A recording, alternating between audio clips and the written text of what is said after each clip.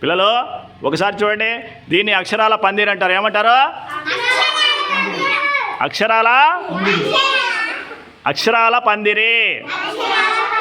ఇప్పుడు ఈ అక్షరాల పందిరిలో మీకు సారు కొన్ని అక్షరాలు అడుగుతాడో ఆ అక్షరాలు మీరు చూపించాలి.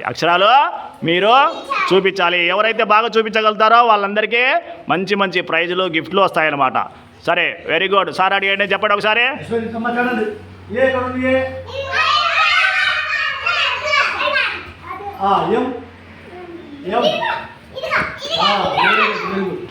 తర్వాత సి, తర్వాత జే, తర్వాత పి, పి,